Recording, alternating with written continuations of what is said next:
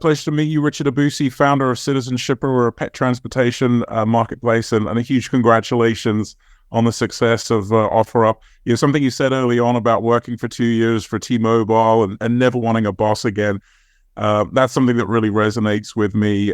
Before I moved to Texas, I worked for a big company in the UK and pledged I'd never have a boss again, and so far never have. So for the last 20 years, have a similar story. Nick, I'd love to hear more about your what were the most popular acquisition channels in your early days? How did you get customers or people to use you? And then I'd also like to hear a little bit about Defensibility.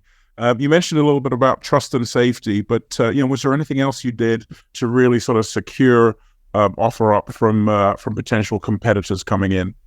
Yeah, it's a good question. So, I go back to the early days. I believe that we didn't have to win everywhere. We just had to take out the biggest cities in the U.S., so like NFL cities. So we did a lot of research on what cities really mattered.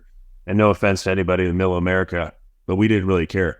We're like, if Amazon comes and gets middle America, great. But we want all the coastal cities because they're the biggest ones. They have the most stuff. Word of mouth should benefit.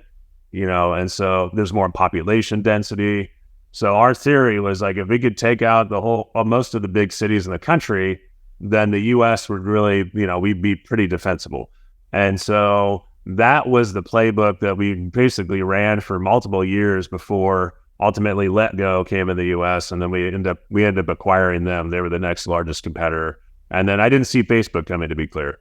But, so that was the strategy we ran. And I'm so happy we ran it because when Facebook came in, that's where they were way bigger, definitely in the middle of the U.S. But, we definitely had a lot of markets where we're much bigger than them here in the U.S. And I think a lot of it was that strategic thinking through like, no, we got to get after these big cities.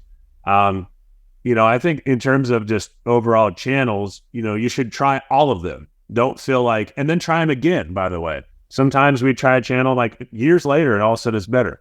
And so, like I said, we got really good at targeting locally and running against multiple channels. Ultimately for us, I think Facebook, is and continues to be some of the best in terms of targeting. Now the cost has gone up, but still you can really hone in a lot more. We tried TikTok, we tried Snapchat, everything. But that one seems to perform, pretty well. And, so that's the way I would think about it is just, we got in there early. We were very aggressive in our approach and also very quiet in terms of like PR. We didn't want to tell everyone else what we were doing. And luckily that playbook, basically if I go all the way back 10 years, everything we thought would happen has kind of happened. So we were pretty fortunate with that. And even when, by the way, Letgo came in, they had spent considerable capital trying to unseat OfferUp in the U.S., which they should because they were trying to play catch up. But even then they couldn't kind of overcome where we were in those markets. So you kind of get economies of scale. Like if all of a sudden people are using OfferUp, like once the word of mouth starts going, then that becomes pretty hard because you could be that next competitor that comes in, but people are going to go, well, how's this different than OfferUp? And do they have more users? Well, no, everyone's already using OfferUp. So that's kind of the hard part. Until you have a competitor like Facebook that already has, way more users than OfferUp, way more capital, way more engineers. So that was a big serious threat.